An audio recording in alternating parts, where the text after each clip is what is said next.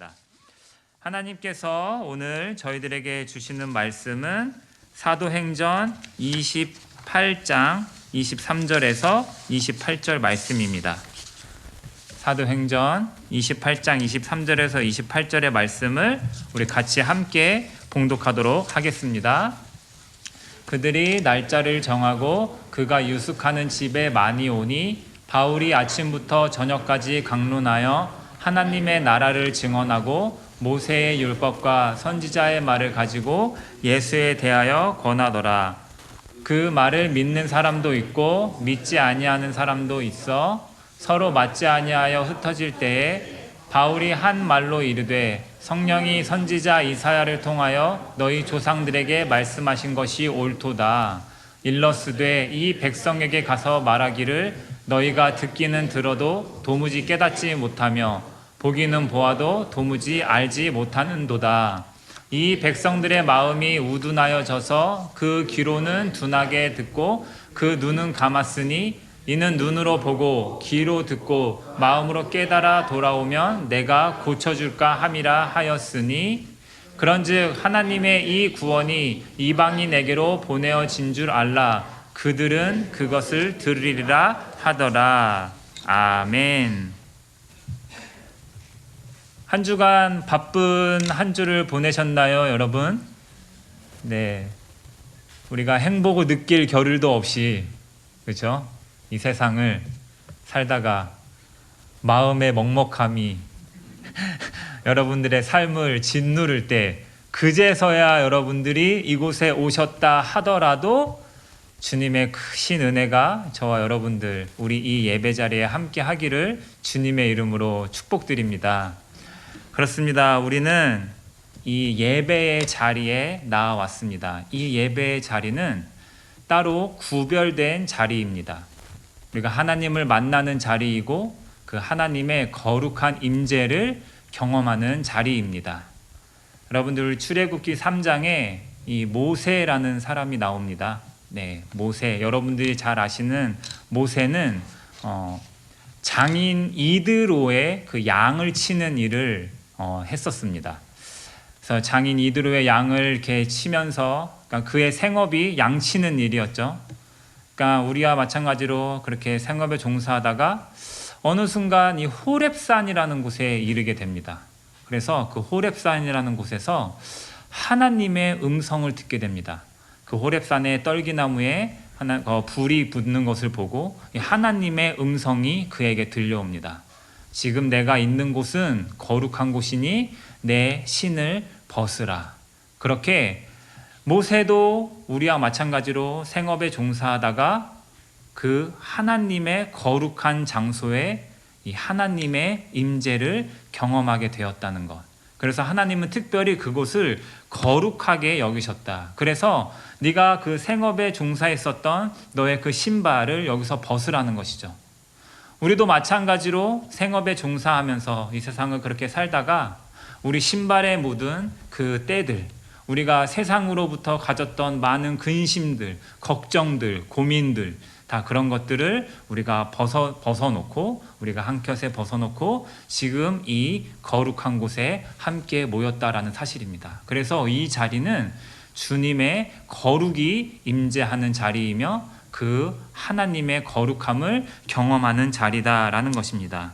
그래서 우리가 그 자리를 예배라고 부릅니다. 이것은 우리 그리스도인들의 특별한 모습입니다. 예배의 자리에 나오는 것, 이 세상과 구별된 모습을 보여주는 것, 이것이 바로 예배다라는 것입니다. 그렇게 우리는 이 예배의 자리를 거룩하고 구별되게 우리가 만들어서 예배를 잘 드리는데, 하지만 우리가 또 내일부터 또 토요일까지 이 세상을 살아가게 되겠죠. 그래서 또 일주일을 살다 보면 우리가 이 자리에서는 굉장히 거룩하고 구별된 모습을 보이는 것 같은데, 우리가 학교에서는 혹은 직장에서는 혹은 집에서는 우리가 따로 그렇게 거룩한 모습을 보이지 않을 때가 많다. 그렇게 생각할 때가 많다라는 것입니다. 여러분 혹시 학교에서 아니면 직장에서 이 식사 기도를 하십니까? 식사 기도를 하세요, 여러분? 네, 아멘. 역시 우리 빙앤턴 한인 침례교회는 아멘입니다.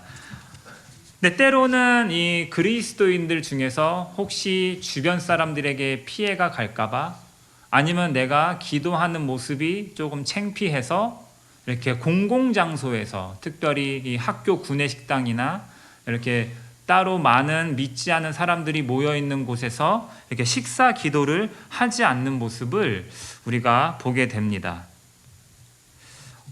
그들에게 어떻게 하면은 내가 좀 더 좋은 모습을 보일까라는 어떤 나의 체면 때문에 우리가 기도를 하지 않게 된다라는 것이죠.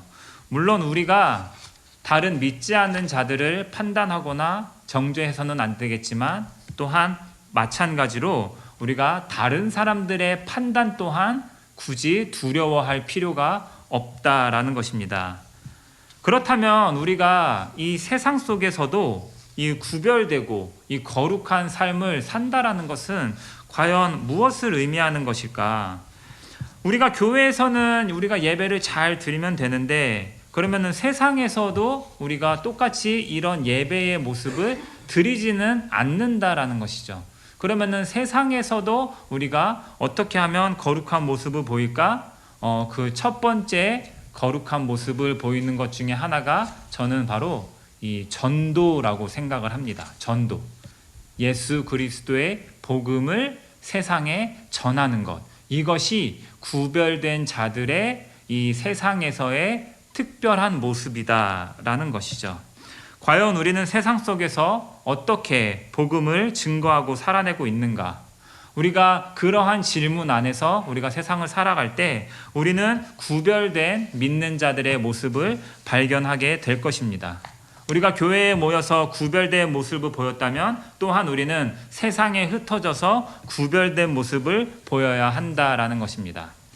제가 준비한 혹시 파워포인트 하나 보여주실 수 있으신가요? 두 번째 파워포인트를 보여주시면 감사하겠습니다. 네, 바로 이게 제가 말하는 이 구별된 모습을 보이는 교회의 특징이다라는 것입니다. 첫 번째로 이 십자가로 이렇게 모이죠. 모이는 것을 바로 우리가 모이는 교회다. 이것은 이 구약 시대의 예배를 드리는 자들의 모델이었다라는 것이죠. 구약 시대의 사람들은 다 이 하나님께로 모여서 이 예배를 하는 그런 모습을 보인다라는 것이죠. 그런데 저렇게 검은색으로 흩어지는 모습을 보이죠. 저것은 바로 이 흩어지는 교회의 모델입니다. 이 신약 시대에는 특별히 흩어지는 교회의 모델을 우리에게 보여주고 있다라는 것이죠. 그래서 예수님의 패러다임은 단순히 모이기만 하는 것이 아니라 자신의 제자들을 흩어 보내셨다. 둘씩 짝지어 보내시고 이 세상으로 나가게 하셨다라는 것이죠. 즉 복음이 단순히 이렇게 한 곳에 모이는 것만이 아니라 이 복음은 온 세계에 땅끝까지 전해져야 한다라는 것. 이것이 바로 이 예수님의 패러다임이었다. 바로 흩어지는 교회의 모델이었다라는 것입니다. 그런데 우리가 이 세상 속에서 구별된 삶을 잘 살아내지 못하는 이유, 즉 우리가 전도에 우리가 좀 어려움을 겪는 이유가 무엇인가라는 생각을 좀 해보게 되었습니다. 그 이유 중에 하나가 이 전도에 대한 이 실패라고 생각하기 때문에 실패하는 것 같다라는 것이죠. 이해가 되십니까, 여러분? 전도를 실패하는 거를 실패다라고 생각하는 게 실패라는 것이죠. 이해가 되시죠, 여러분? 어떻게 하면 좀 쉽게 설명을 해드릴 수 있을까요? 그러니까 전도에 대한 이 두려움이 거절당하는 것, 그렇죠? 내가 누군가에게 내가 복된 소식이 있어. 뭔데? 예수 그리스도가 우리를 구원하셨대. So what? 만약에 이런 반응을 내가 받았다라면은 굉장히 주춤하게 되죠. 이게 나한테는 좋은 소식인데 저 친구한테는 이게 그렇게 좋은 소식이 아니구나. 그냥 그런 이야기 중에 하나일 뿐이구나. 한 귀로 그냥 듣고 한 귀로 나가는 것이구나. 그러한 실패를 경험하게 되면은 또다시 우리가 복음을 전하기가 두려워진다라는 것이죠. 그래서 그것을 나는 실패했어 라고 생각해서 더 이상 복음을 전하지 않는 그 자체가 실패라는 것이죠. 그래서 우리는 이 실패를 실패라고 생각해서는 안 된다. 전도는 여러분 실패하는 것입니다. 전도는 지는 것입니다. 전도는 내 자존심이 한번 꺾이는 것입니다. 전도는 내가 거절당하는 것입니다. 나라는 사람이 전해주는 얘기가 상대방에게 거절로 돌아왔을 때 우리가 그것을 실패로 여기면 되는 게 아니라 어떻게 보면은 당연한 것 수도 있다라고 우리가 생각을 해야 한다라는 것이죠. 오늘의 이 말씀, 특별히 이 사도 바울의 이 말씀, 우리가 읽은 오늘의 말씀이 사도행전의 거의 마지막쯤에 있는 말씀입니다. 사도 바울 하면은 여러분들 굉장히 전도를 많이 하고 또 예수 그리스도의 복음을 특별히 이방인들에게 전도해서 지금 우리가 이렇게 예수 그리스도를 믿고 앉아있기까지의 가장 큰 공헌을 한 사람이 누구냐라고 하면 바로 사도 바울이다라는 것이죠. 그 사도 바울은 이 전도에 있어서 특별히 이방인들에게 복음이 전해지는 것에 있어서 없어서는 안 될 인물이었다라는 것입니다. 그런데 그러한 사도 바울이 뭔가 특별한 능력을 갖고 있어서 전도를 되게 잘해서 이렇게 많은 복음이 많은 사람들에게 전해질 수 있었을까라고 묻는다라면 저의 대답은 아니다. 오히려 사도 바울은 여러 가지 악조건을 갖고 있었고 전도하는 데 있어서 많은 어려움을 갖고 있었던 사람이었다라는 것입니다. 오늘 말씀에서도 사도 바울은 이 전도를 하는 모습을 우리가 볼 수 있습니다. 특별히 사도 바울이 이제 로마로 가게 되었습니다. 원래 사도 바울은 로마로 가려고 했는데 이 로마라는 곳에 계속해서 가지 못하게 되고 마침내 로마를 가게 되는데 이 가게 된 것도 어떻게 가게 된 것이냐? 이 죄인의 신분으로, 죄수의 신분으로 이 로마로 압송이 되어진 것이죠. 그래서 로마로 가게 되었는데 그렇다고 로마에서 막 자유인의 신분이 아니라 이 죄인의 신분으로 그때 당시에는 감옥으로 바로 보내는 것이 아니라 이렇게 우리 한국에서도 구치소 같은데 이렇게 잠깐 그 교도소 가기 전에 구치소에 있잖아요. 그런 의미로 사도 바울은 이 가택연금이라고 합니다. 그러니까 집 안에 갇혀서 밖에 못 나가게 하는 거예요. 그래서 군인이 그 앞에서 지키고 있고 사도 바울은 가택연금이 되어서 밖을 나가지 못하는 상황이다. 그런데 그때 사도 바울이 그 자신의 집에 이제 사람들을 초대하는 것입니다. 어떻게든 복음을 전하게 하려고. 그래서 특별히 이 자신의 종족인 유대인들을 초대하게 됩니다. 그래서 그런 유대인들이 이제 자신의 집에 와서 이제 말씀을 듣는데 이제 사도 바울이 전도를 하는데 오늘 말씀을 살펴보면 어떤 사람은 듣고 어떤 이들은 자기 뜻과 맞지 아니하여 돌아선다라는 모습을 보여주고 있습니다. 그렇습니다. 이 사도 바울이라고 해도 전도의 성공률이 높았던 게 아니다. 바울이 뭔가 특별한 능력이 있어서 전도를 잘 했던 게 아니었다라는 사실입니다.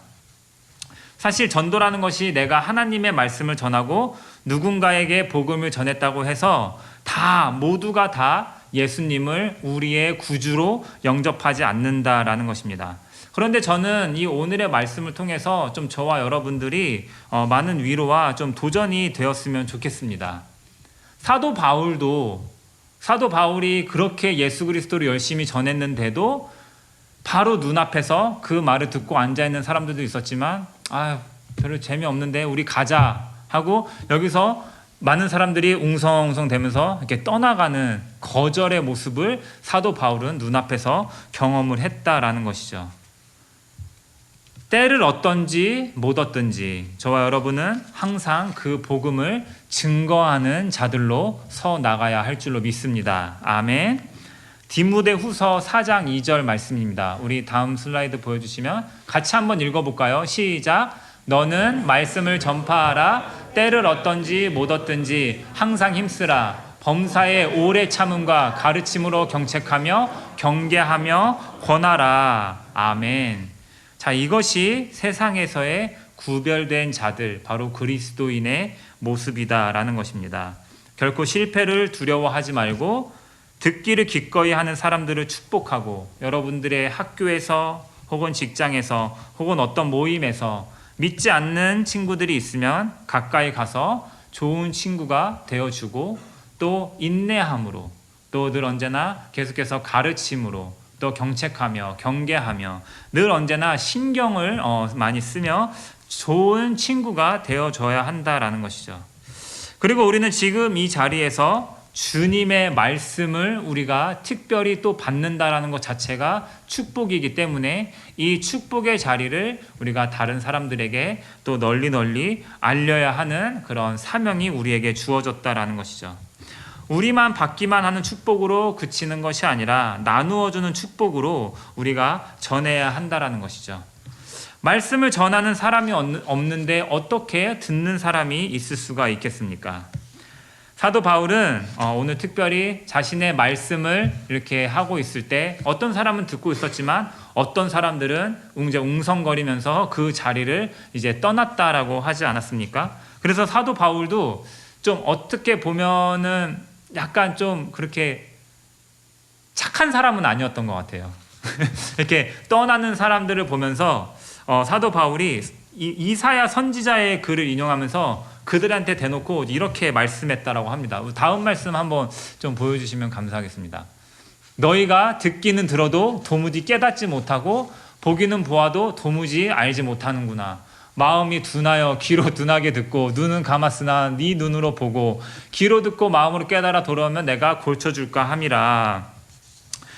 사도 바울이 대놓고 야 귀는 있어도 너네 못 듣네. 그 옛날에 선지자 이사야가 한 말이 너네한테 하는 말이네. 지금 대놓고 돌아서는 사람 뒤통수에 지금 이렇게 이야기했다라는 것이죠. 그래서 어떻게 보면은 이 자신의 종족인 유대인들이 이 말씀을 받지 않았다. 그래서 이 구원이 이방인에게로 옮겨졌다. 자, 이것을 우리 스스로에게 한번 좀 적용을 했으면 좋겠습니다. 이 말씀이 그냥 그때 당시에 돌아서는 유대인들한테 사도 바울이 했던 말씀이 아니라 이 말씀을 우리에게 전하는 말씀으로 받았을 때 과연 여전히 우리는 교회를 다니고 있지만 지금 내 마음이 둔해서 내가 말씀대로 살지 못하고 말씀이 우리의 삶을 통해서 뭔가 드러나지 않고 있다 라고 한다면 한번 저와 여러분들의 자신의 신앙을 돌아보는 그런 시간이 되었으면 좋겠습니다. 그 당시에 돌아섰던 사람들은 유대인이었죠. 말씀을 강론했다라는 것은 유대인을 상대로 했다라는 것이죠. 사실 사도 바울을 이방인의 사도라고 우리가 칭하지만 사실 사도 바울은 이 바울의 서신서를 읽어보면 먼저는 이 유대인들, 자신의 종족인 이 유대인들이 이 예수 그리스도의 복음을 받아들이기를 누구보다 간절히 원했던 사람이었다라는 것입니다. 그런데 어떻게 된 영문인지 유대인들은 예수 그리스도의 복음을 받아들이지 않았다. 번번이 막히고 번번이 핍박받고 오늘의 말씀처럼 몇 명은 듣기는 듣지만 많은 사람들이 돌아서서 돌아가는 모습, 이 거절의 모습을 바라보면서 사도 바울은 이제 하나님께서 그에게 더 이상 유대인에게 복음이 전해지는 것을 이방인에게로 이제 돌리게 해 주셨다라는 것이죠. 그래서 이방인들에게 이 말씀을 전했을 때 이방인들은 그 말씀을 받아들이고 오히려 거기에는 놀라운 부흥의 결과가 일어나고 고린도의 교회가 생기고 안디옥의 교회가 생기고 갈라디아 지역의 교회가 생기고 이렇게 더 큰 부흥의 놀라운 역사를 경험했다라는 것이죠. 사도 바울은 하나님의 나라와 예수 그리스도를 증거하는 데 있어서 그 누구보다도 열성을 내어서 자신의 종족이 받아들이기를 원했지만 많은 사람들은 받아들이지 않았다라는 것이죠. 우리가 교회는 다니는데 마음이 둔하여 또 두 귀를 닫고 두 눈을 감고 세상을 살아가는 것은 아닌지 우리가 다시 한번 돌아봐야 한다라는 것이죠. 우리가 말씀은 듣기는 듣지만 우리가 이 자리에서 들은 말씀이 나의 월요일부터 토요일까지의 나의 삶을 이끌어가지 않는다라면 과연 하나님의 나라의 역사가 이 땅에 이끌어갈 수 있을까? 우리가 복음을 증거하는 삶의 자리에서 우리가 멀어지게 되면 그냥 되는 대로 살고 사는 대로 믿게 되면 우리도 그 당시 예수를 부인했던 하나님을 온전히 믿는다고 착각했던 유대인들과 다를 바가 없다라는 것입니다. 여러분, 사는 대로 믿는 거와 믿음대로 사는 것은 굉장히 큰 차이를 낳게 합니다. 사는 대로 믿는 삶은 내가 살아가는 삶에 예수님이 맞춰지는 삶을 의미합니다. 그렇게 하다 보면 우리가 기도를 할 때도 내가 원하는 기도만 하게 되겠죠.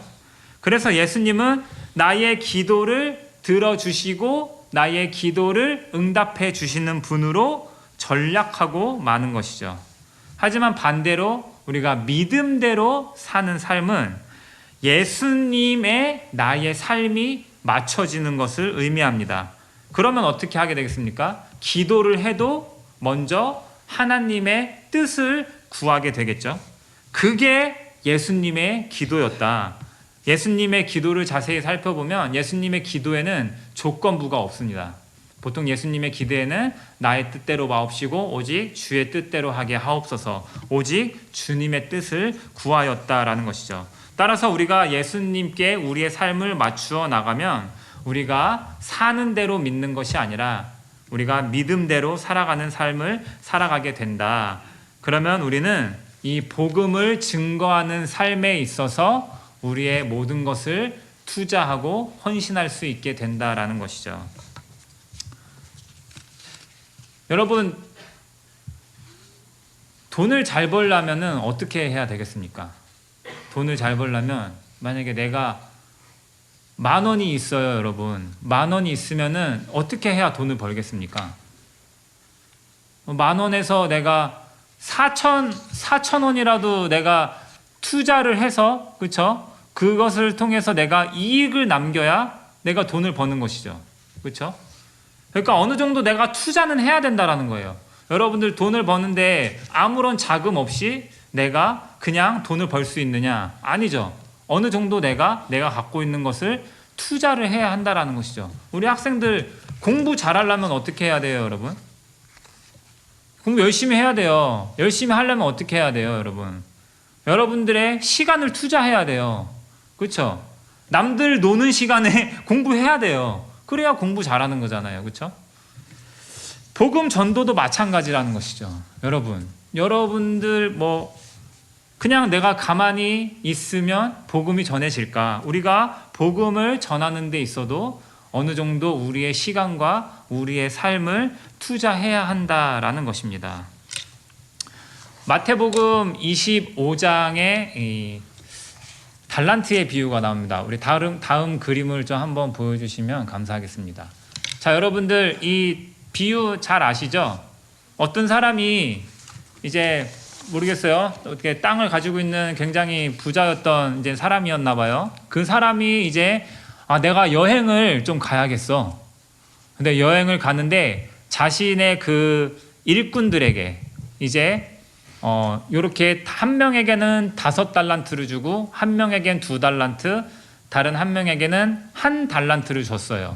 자, 그래서 내가 이것을 너희에게 맡기고 간다. 그래서 너네들이 이것을 잘 좀 맡아줬으면 좋겠어. 이러고 여행을 가요. 그래서 여행을 갈 동안 5달란트를 받은 사람은 저 5달란트를 가지고 5달란트의 이익을 남깁니다. 그리고 2달란트를 가진 사람은 2달란트의 이익을 남겨요. 근데 1달란트 가진 사람은 저것을 내가 이것을 어떻게 하면은 잘 관리하지? 이렇게 생각해서 이것을 잘 관리하려면 땅에 잘 묻어둬야겠다. 이렇게 해서 저 1달란트를 땅에 묻어둬요. 그래서 주인이 돌아와요.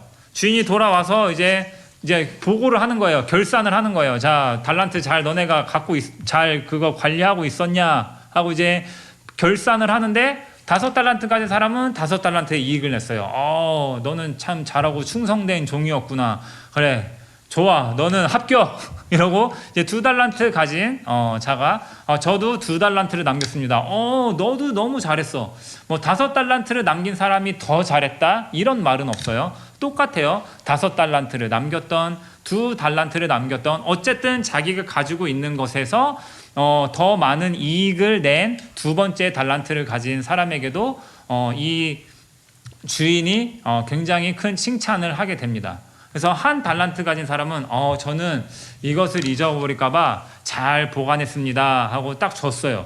그러니까 이 주인이 너는 정말 게으른 놈이구나 이러고 너는 이제 나의 일을 맡을 자격이 없어 하고 쫓아냈다라는 거예요.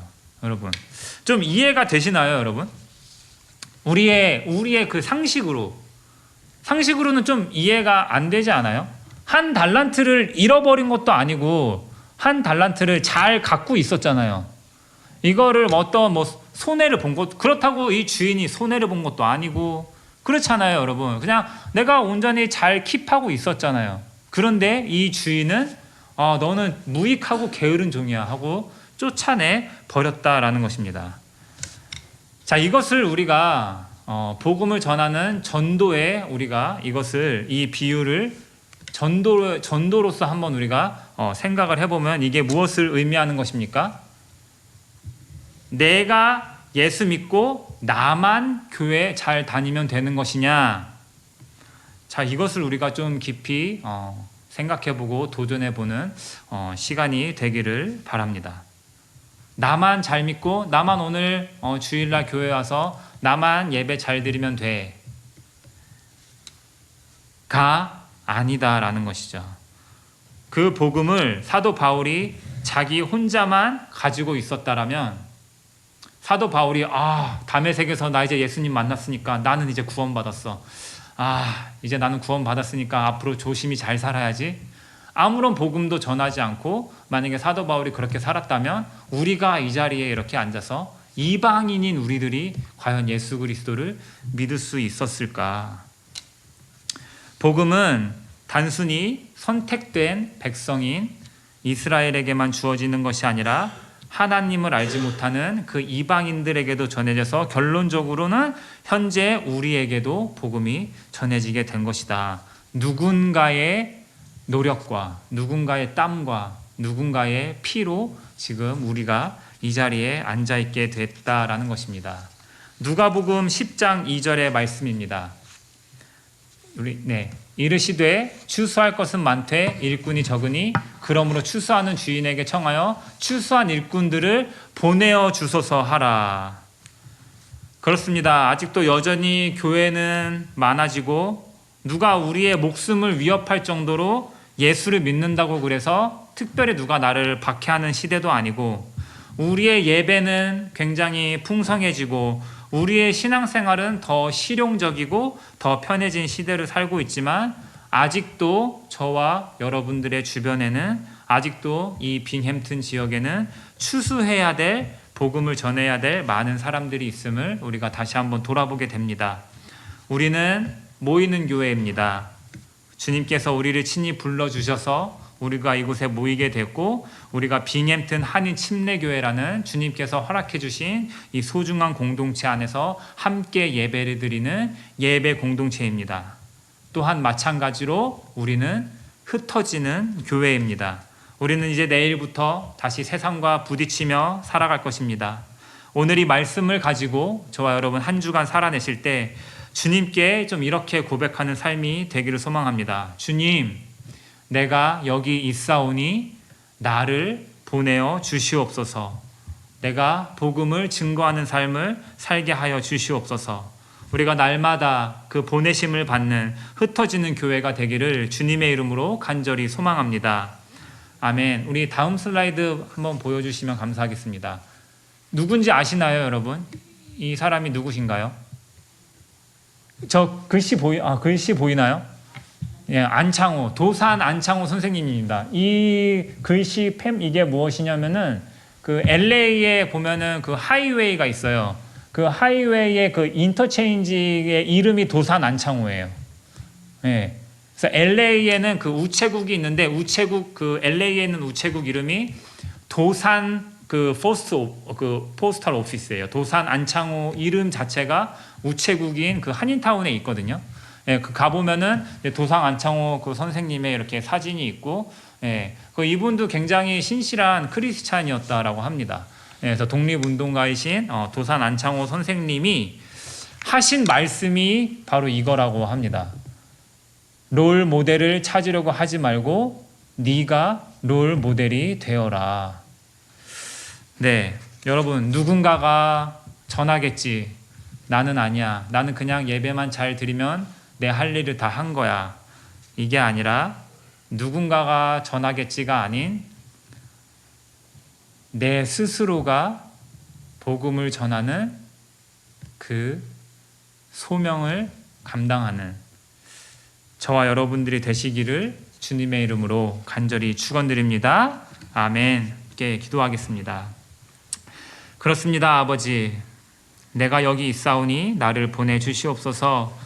오늘 우리의 예배를 통해 우리가 주님께로부터 값없는 은혜를 받았으니 이 은혜를 세상에서 나누어 주며 이 세상 가운데 우리가 서 나아갈 때 우리를 통해 이 세상이 복음으로 변화되는 놀라운 역사가 일어나게 하여 주시옵소서.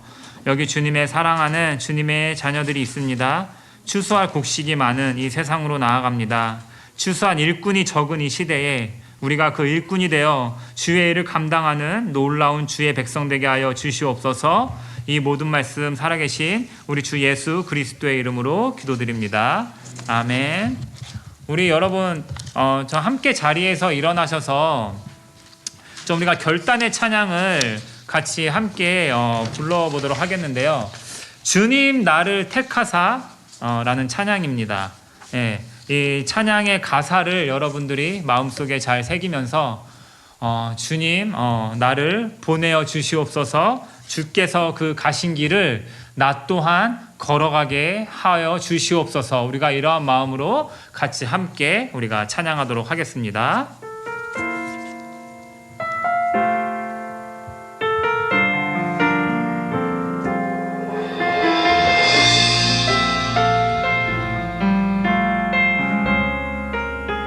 주님 나를 택하사 주님 나를 택하사 잃어버린 자에게 아버지의 사랑을 나누게 하시네. 어두운